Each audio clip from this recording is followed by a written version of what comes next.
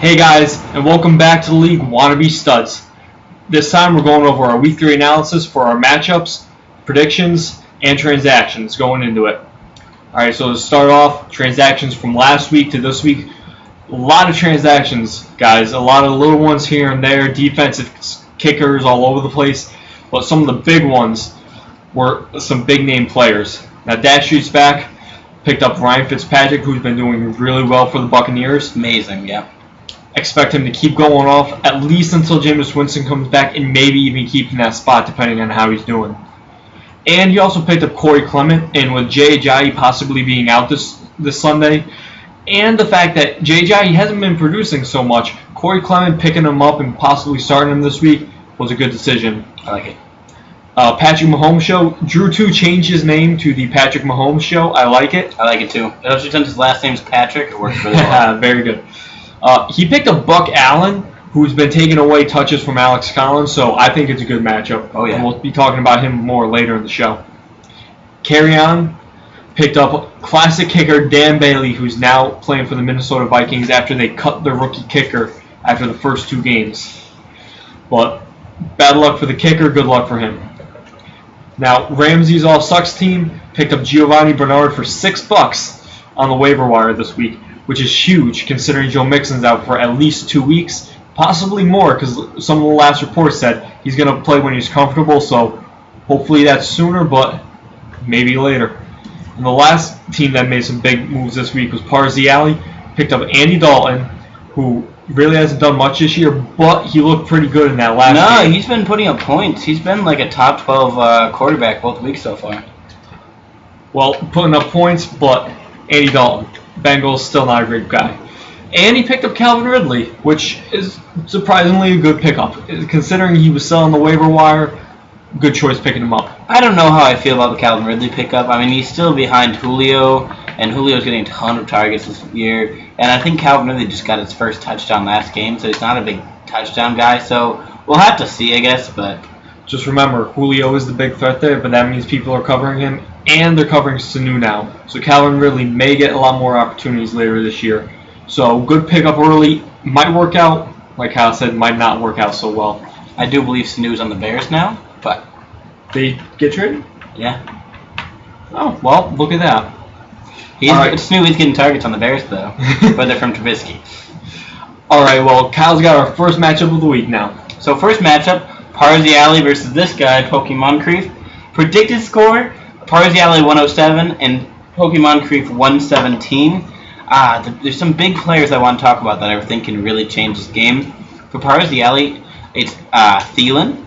So Thielen's going against Buffalo, and we all know how that story's gone 2 weeks in a row, and I don't think Week 3 is any different, especially with that amazing defense by the Vikings and that amazing offense by the Vikings. And Thielen's one of their amazing threats with Diggs also. He's so good, and he's going to get so many opportunities with them always having the ball in offense, so that's really cool to look out for. Now, there's a lot of negatives for Parziale, too. He has 2 injured players. One, he has McCoy, who has a cracked rib, so he's not going to, if he plays, which he says he might, he's not going to do much against the Vikings also. And Devontae Freeman, who's also hurt. So he has 2 of what he expected to be his main running backs on the bench. So they're not going to get any points for him, and they're hurt. And what he expected to be his number 1 running back, Le'Veon Bell, still hasn't reported. So he has 3 running backs he expected to really support him, and they're going to get him goose eggs this week. So they're on a bench. It hurts. For Pokemon Creef, you're starting Burita, which is interesting because he's actually the yards rushing leader after the first 2 weeks, which nobody expected. So he could really benefit here. I mean, he might just, be quiet, but numbers speak for themselves. And then also you're playing the Pittsburgh D, which kind of makes me, question a little bit because they're facing the Bucs, and the Bucs have been just throwing points. And the Pittsburgh D hasn't been really showing up, so I question it. I hope it works out for you as a friend, but as an analyst, I don't think it will. I have you winning either way. Pokemon Creef, pretty fair and through. All right, thanks for that, Kyle. Actually, I am going to be dropping the Pittsburgh defense for the week. I haven't gotten to it yet. Wanted to see who was on the wire for the defenses, but no, I know that ahead of time, so Hopefully it works out even more for me. Alright, now first matchup for me is going to be my ball Zach Ertz versus Wannabe Winners. This is probably going to be one of the best looking matchups of the week because they are two really good teams. Now projected, it's going to be a pretty close one. Wannabe Winners is projected to win 127 to 120, which is a good indicator about how good this matchup is going to be. Both high scoring projections, fairly close, so hopefully it's a good one to watch. Now, my ball Zach Ertz has Melvin Gordon as a starting running back. Hopefully he's going to continue this production and carry him for another 30-point performance. And big one this week, Josh Gordon on the Patriots now is going to be a little iffy. He might break out huge because obviously playing with Tom Brady, but I don't see that happening much. Mostly limited because he's still getting used to the playbook in New England. And so, given all that, it might be a risk even having him in your lineup this week. Going forward, great play, but this week especially, maybe take a second look at it. Now for Wannabe Winners, the big question here is your starting quarterback. You've got Andrew Luck, great quarterback, but you have Blake Bortles on your bench who put up a good performance last week, and he's playing the Titans, whose defense is awful this year. So you might want to think about this a little harder before Sunday. Maybe put Bortles in if you feel confident he's going to wreck that Tennessee defense. Now, I've got my ball Zach Ertz taking this one because Melvin Gordon carrying the team like he's been doing, and he has a solid team overall. But Kyle actually has Wannabe Winners taking this one. So this is actually the first matchup that we disagreed on who's going to take it. So it's going to be interesting coming back next week for us to talk about who's going to win this one. Alright guys, the next matchup we have is Ramsey's All-Suck team, or Brian, and the Deflatrix, and Ryan. A great little play on words. Ramsey's All-Suck team is supposed to explode this week with 133, and the Deflatrix are supposed to implode this week with only 111. There's some really interesting names that are coming into this game. Most importantly for Ramsey's All-Suck team is Carson Wentz. He's choosing to play him his first week back. A risky play. You know, he hasn't really gelled with his team, but I mean, I like it. It's really going for it, trying to get as many points as possible, and that's what fantasy is all about if you want to win. So I love the play. He picked up Gio Bernard, as we said before, and he's starting him immediately. No hesitation. Put him in his flex spot. I love it. He's going to be pretty good. You know, this team has looked really good. The Bengals have been really strong first 2 weeks. So I love the play. And also Kittle. He's been getting so many targets, and he has, you know, a better matchup this week.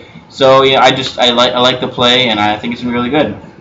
For the Deflatrix, you have Julio, which normally is a great play, but the thing is, he's been really limited to practice and hasn't been, you know, getting as many reps. So it's a little scary to play him. It looks like he's maybe like going through something through injury or something. Something to watch out for. May impact his points. Jarvis Landry, I love him. He's playing versus the Jets this week, and they don't have Josh Gordon. They just trade him, as everybody knows. So that's fantastic. He could go off this week, but he also could get heavier coverage because I know there's no Josh Gordon. And there's Royce Freeman.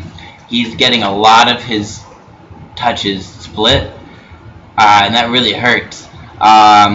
He's only getting an even timeshare right now, and that not a strong running game as it is. So I'm kind of staying away from that situation. In all, I'm going to give it to what seems to be an obvious here, which is Ramsey's All-Suck team. I know Steve has the same, so you know, we're in conclusion it could be ugly. Yeah, definitely one of the matchups that we're not really paying too much attention to because we think it's locked even before the game started. You could call it a lock it. Don't do that. Don't. All right, next matchup we got is this guy with Carry On My Wayward Son versus Dak Street's back. Now this one's the closest predicted matchup this week at 118, Carry On My Wayward Son to 114. But on paper, it really doesn't look that close. Honestly, the big thing for Kyle this week in Carry On My Wayward Son is your running backs are miles ahead of Dak Street's back. Miles Jack ahead? I'm going to hurt him. He's got David Johnson, who, although he hasn't been performing too much with that bad offensive line in Arizona, is still one of the better running backs in the league, so you can always count on some points from him. A little underproduction last week, but look for him to bounce back. And Jordan Howard for the Bears, always consistent, always great. On the other side of it, Dak Street's back. You got two guys who aren't really proven top-tier running backs in Tevin Coleman and Corey Clement, but they have a lot of upside. Tevin Coleman is basically taking over that role down in Atlanta, and Corey Clement, with Jay Ajayi not producing much, look for him to have a breakout week, and if he does, it's going to really help your cause. Now, Kyle picked up Dan Bailey, like I said. This could be huge on a Minnesota offense that's been putting up points left and right. Having him on there, kicking extra points and long field goals up in Minnesota, just like when he was in the Dome down in Dallas. He's in a good environment for his leg, and look for him to put up points. Now, the one player that I don't know about is, although he has been putting up huge numbers, Deshaun Jackson.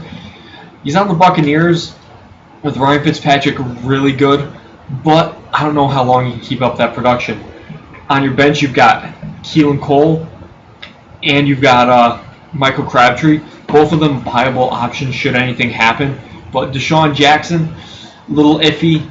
Maybe take another look at it, but not a bad play considering how he's been doing. I want everybody to pause this video right now, and if the game has already happened, I want you to look at how many points he put up and just kind of laugh at Steve when he gets a ton of points and wins me the league. Alright, the last thing I gotta say is Dak Street's back has a big problem right now because he's got 3 quarterbacks on his roster: Drew Brees, Matt Ryan, and Ryan Fitzpatrick. That's tough because they're all good quarterbacks, all good plays this week, especially since Drew Brees and Matt Ryan are going against each other. Hopefully it's a shootout and they're both putting up points. Or you go with Ryan Fitzpatrick against the Steelers defense, who hasn't really shown up yet this year. But all in all, that's a tough decision. Honestly, I gotta say, I wouldn't want to be in your shoes right now. I would say find someone who has a really bad quarterback and say, here's a trade, and just profit. Alright, so we both got to carry on my wayward son winning that one. And honestly, it's close projection on paper, not that bad. But given a few players going off and a few players not, maybe we see an upset. But we both got to carry on my wayward son winning this one easy. And carry on he will. Alright. My last matchup that I'm talking about is Patrick Mahomes Show versus Just Girly Things. Fantastic, Cody. Love it. Patrick Mahomes Show is supposed to put up 117, and Just Girly Things is supposed to put up 129. Now, both of these have been pretty decent teams so far, so I'm really looking forward to this matchup. Obviously, for Patrick Mahomes Show, one player I'm going to look at is Patrick Mahomes. He's been a cannon, and he's just been consistently good. Whether it's, dumping it forward to Tyreek, that still counts as a pass for him, to, slinging it deep and far, he's just been consistently putting up so many points. And nobody really expected him to be this good. So, that's such a good for you drafting him, and greater for you playing him, honestly. Another player I want to talk about that can always steal a show and win a week for you is Kamara. He wasn't as strong last week, but week 1 he had, I think it was 3 touchdowns, so he can just outright win you a week if he goes off. And versus the Falcons, he can totally do it. Their defense is a little bit hurt, so I feel like that could be a great play for you. For Just Girly Things, it's kind of a combo here. Kirk Cousins and the Minnesota D. They're playing Buffalo. We talked about it earlier. They're trash. They're just trash this year. You're going to have the Minnesota D just stopping their points, picking off whichever quarterback it is, probably Josh Allen. It's just going to be ugly. And then Kirk Cousins is going to get the ball back constantly, keep throwing it in. He has Thielen, he has Diggs. He can even throw it to Dalvin Cook. It's just going to be these two players, Kirk Cousins and the D, are going to rack up points, and it's a great doubleheader right there. One interesting match we really want to talk about is Patrick Mahomes Show is starting Buck Allen, while Just Girly Things is starting Alex Collins. As you all know, they're from the same team, and they're, everybody expected Alex Collins to be the guy. He's going to get the ball. But the team never really paid him the amount that a lot of teams play when they want to commit to big backs. And then Buck Allen has come in, and they've been giving him so many touches. He's just stealing touches. So I think it'll be really interesting. And maybe even a matchup, changer to see who really gets the points this week. The winner for me and for Steve is going to be Just Girly Things. I personally don't think it's going to be very close because I just see a lot of potential for Just Girly Things to explode this week. And Patrick Mahomes show, good luck. Yeah, the only thing I can see happening is Mahomes and Kamara doubling up their projections to even keep it close. Fair enough. That could happen. Now, the last matchup for the week is Cooking with Class versus Tyler's team. This matchup is another close one. Tyler's team is projected 123, Cooking with Class 115. And honestly, I think those projections are probably right on point this week. Tyler's team has got Kareem Hunt, James Conner, and Kenyon Drake. 3 huge running backs in the starting lineup. Love it. All 3, I think, are going to go off this week and put up huge numbers to carry you to a win.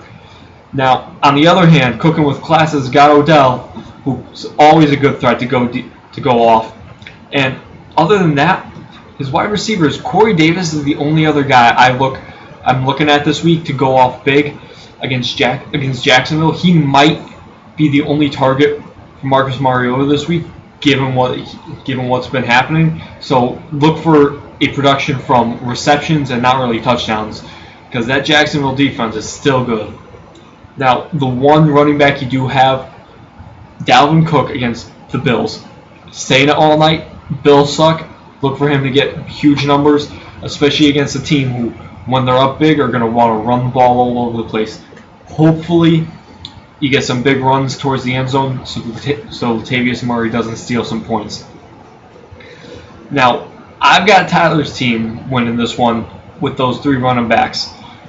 Kyle, on the other hand, has Cooking with Class, but he thinks Cooking with Class is going to take this one if he starts Godwin over Cooper Kupp. I can agree that Godwin's probably the better play here, but I don't know if that takes him all the way above Tyler's team with those running backs. Godwin's been fantastic over the first 2 weeks, especially after the second week. I think, they're really realizing Godwin's that deep threat capability, and Ryan Fitzpatrick doesn't look like he's stopping, and so I just feel it. Cooper Kupp, he's in one of the offenses. The Rams have one of the highest rates of 3 receivers on the field, and they have such an even split with their percentage thrown to them. So I don't expect any one player in that team to really explode. Meanwhile, Godwin can explode. And right now, when there's a close matchup like that, especially when you're projected to lose, I think you need someone that can help you explode. So that's what I'm calling. All right, guys. Well, that's our analysis for Week 3. Hopefully you guys enjoyed it. Hopefully you guys enjoyed the games this weekend. And hopefully the Browns can get their first win of the season against an awful Jets team. Oh, come on, please, let's do it. Come on, they picked a new kicker. I want him to win the game for them. Yeah, the new kicker? All right, guys. Well, we'll see you next week with our next video recapping about everything we talked tonight. Hopefully we get some good wins. Hopefully we get our wins this week. And hopefully you guys enjoyed it. Leave us a comment below about what you think is going to happen. We'll see you guys next week.